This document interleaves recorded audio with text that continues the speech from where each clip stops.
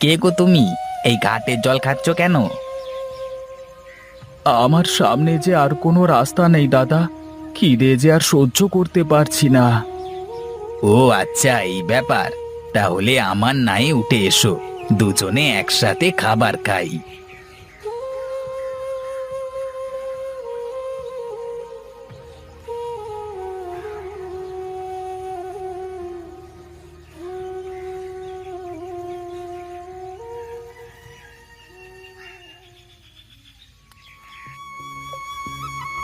তারপর কোথায় যাবে তাহলে এখন তুমি? জানি না গো, কোথায় যাব, কোথায় থাকবো, কি করব।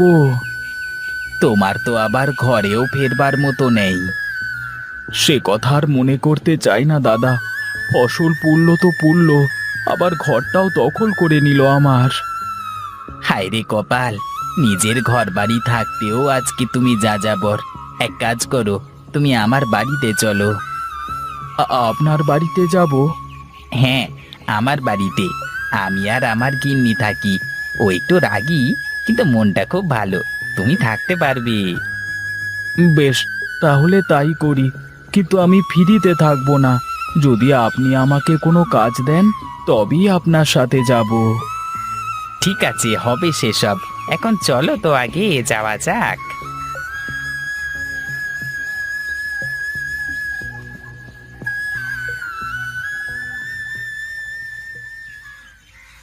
বিকাল গড়িয়ে সন্ধ্যা হতে চলল, এখনো লোকের আসার খবর নেই। সে বাজার আনবে কখন, আর আমি রান্না করতে যাব কখন? কি গো গিন্নি, তোমার এখনো উঠান ঝাড়ু দেওয়া হয়নি? ও, তুমি তাহলে এসেছো? বলি, এখন বাজার নিয়ে আসলে রান্না করব কখন শুনি?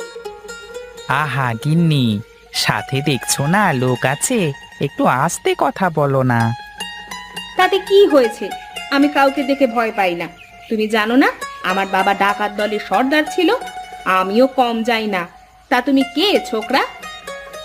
আগে আমি মাধব, বৌদি। বৌদি? আমি আবার তোমার বৌদি হলাম কবে থেকে? আমি তো তোমাকে চিনি না, এই প্রথম দেখলাম। আহা, আমি যদি ওর দাদা হই, তাহলে তুমি তো বৌদি হচ্ছ নাকি? হ্যাঁ, তা অবশ্য হচ্ছি, কিন্তু তুমি কি জন্য এসেছো সেটা বলো তো আগে।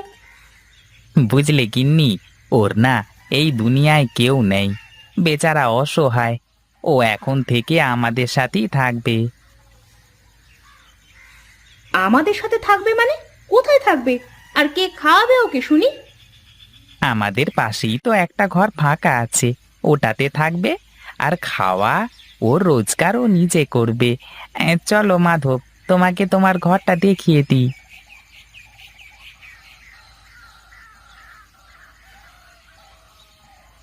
এ কি রে, এখন তো দেখছি এই বাড়িটা পুরো ধর্মশালা হয়ে গেছে।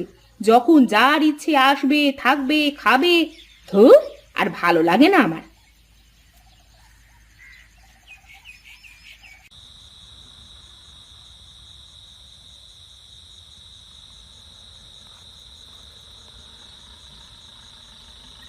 বাহ বৌদি, তোমার হাতের রান্না তো খুব দারুণ। ফ্রিতে খাচ্ছ তো, তাই এত ভালো লাগছে। আহা, তুমি না বড্ড বেশি কথা বলো। খেতে দাও নাকি একটু শান্তি করে। হ্যাঁ, আমি তো একটু বেশিই কথা বলি। তা উনি কি শুধু বসে বসে খাবেন নাকি, কিছু করবেন না? হ্যাঁ, সেই চিন্তাই তো করছি, ওকে কি কি কাজে লাগানো যায়। আমি একটা কথা বলবো? আমার কথা তো আবার তোমার ভালো লাগে না। বলে ফেলো দেখি, কি বলতে চাও? তুমি তো রোজ ঘাটে খেয়া বাও। বড় নৌকা, কত লোক ওঠে। রোজই তো এপারের মানুষ ওপারে যায়। তা তো যাওয়া লাগবেই, কারণ গঞ্জে না গেলে মানুষ বাজার সদাই করবে কি করে? আর সব কিছু তো ওখানেই। হ্যাঁ, সেজন্যই তো বলছি, তুমি যদি তোমার নাওয়ে অন্য কিছুর ব্যবসা করো, তাহলে কেমন হয়? কিন্তু নাওয়ে তো সবাই ওঠে আর নামে, ওখানে আবার কিসের ব্যবসা করা যাবে? কেন? গঞ্জে যারা ব্যবসা করে, তারা তো সকালে বাড়ি থেকে খাবার না খেয়ে যায়। তো যদি নৌকাতে কোনো খাবারের ব্যবস্থা করা হয়, তাহলে সেই নদী পার হতে হতে সকালের নাস্তা সেরে নিতে পারবে। বাহ, বৌদি তো একটা সুন্দর কথা বলেছেন। নৌকার উপর তাহলে ডালপুরির হোটেল করলে কেমন হয় দাদা? বেশ তো, ডালপুরির হোটেল করাই যায়। তাহলে কাল থেকেই শুরু করা যাক নাকি? হ্যাঁ, এখন তোমরা তোমাদের খাওয়া শেষ করো।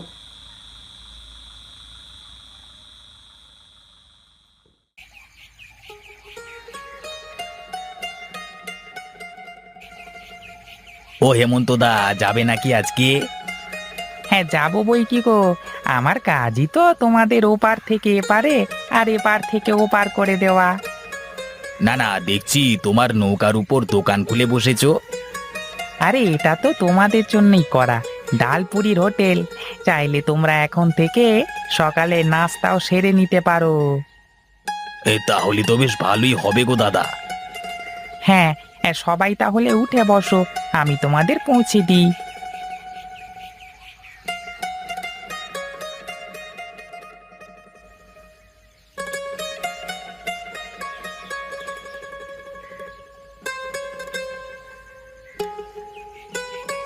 যাই বলো দাদা, ডালপুরিটা কিন্তু সেই হয়েছে। এখন থেকে রোজ তোমার নৌকায় এসেই নাস্তা সারবো। সে তো খুবই ভালো কথা দাদা, আপনাদের জন্যই তো আমাদের এই ক্ষুদ্র প্রচেষ্টা। হ্যাঁ বুঝলে সুকেশ, এখন থেকে আমার নায়ে শুধু মানুষই পার হবে না, সাথে নাস্তা করবারও সুযোগ থাকলো। দাদা, এবার তোমার নায়ে আরো লোক হবে দেখবে, সব ঘাটের লোক এই ঘাটে চলে আসবে। সবই আপনাদের আশীর্বাদ দাদা, আপনারা পাশে থাকলে আমরা আরো কিছু করতে পারবো।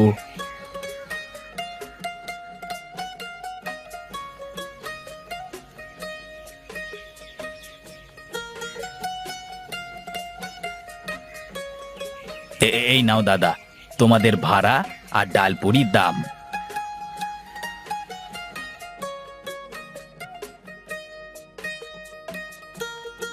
বুঝলি মাধব, এখনো পর্যন্ত কেউ কখনো আমাকে একসাথে এত টাকা দেয়নি। ঘাট পার করে তো 2 পয়সা 1 পয়সা রোজগার হয়, কিন্তু এই প্রথম এত টাকা দেখলাম। এ তো কিছুই নয় দাদা, আরো অনেক কিছু হবে, দেখে নিও।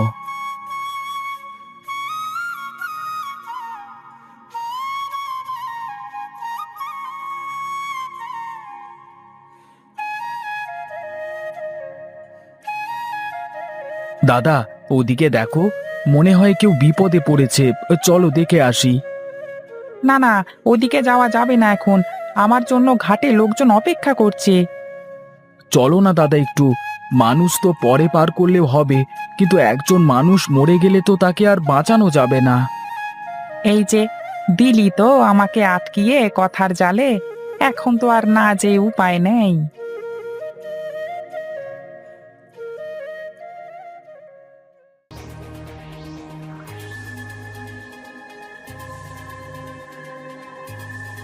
দাদা, দাদা, আমার মেয়েটাকে বাঁচান, এক্ষুনি হাসপাতালে নিয়ে যেতে হবে, তা না হলে আমার মেয়েটা বাঁচবে না।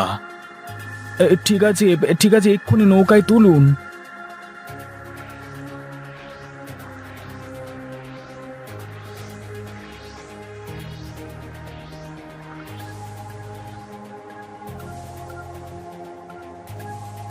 আমাকে তুই ক্ষমা করে দিস মাধব, আজকে তোর জন্য হয়তো আমার মেয়েটা বেঁচে যাবে।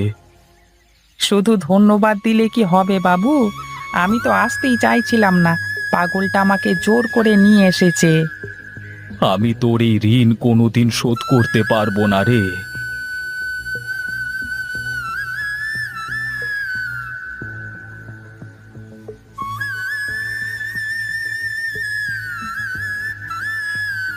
আরে বাবু, আপনি হঠাৎ? হ্যাঁ রে, আমি আমি তোকে গায়ে ফিরিয়ে নিয়ে যেতে এসেছি। কিন্তু বাবু, আমি কিভাবে ফিরে যাব? কোনো কিন্তু নয়, আমি তোর সব জমি বাড়ি সব ফিরিয়ে দেব, তোর যা ক্ষতি করেছি সব পুষিয়ে দেব। এতদিনে তোর জমিতে যত ফসল হয়েছে সব কিছু তোর। তাহলে ঠিক আছে রে মাধব, এবার তাহলে তোর ফিরে যাওয়া উচিত। সত্যি বলছেন বাবু? আমাকে আমার সবকিছু ফেরত দিয়ে দেবেন? হ্যাঁ সত্যি, আর তোকে আমার কোনো পাওনা পরিশোধ করা লাগবে না। হ্যাঁ যা মাধব যা, আর এভাবে থাকিস না, নিজের জীবনটাকে নিজের হাতে নতুন করে গড় আবার। আমি যেতে পারি, কিন্তু একটা শর্ত আছে হেমন্তদা। হ্যাঁ রে বল, আমি তোর কথা রাখিনি এমন কি কখনো হয়েছে? তুমি এই ডালপুরির ব্যবসা বন্ধ করবে না। রোজ তোমার নৌকায় ডালপুরি বিক্রি করবে।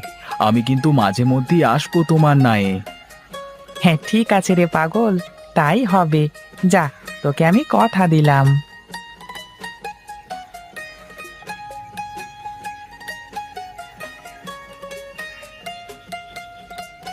হ্যাঁ, পাগলটা উড়ে এসে জুড়ে বসলো, মনের মধ্যে জায়গা করে নিল, আর আজ আমাকে ওর শখের ডালপুরির ব্যবসাটাও দিয়ে চলে গেল।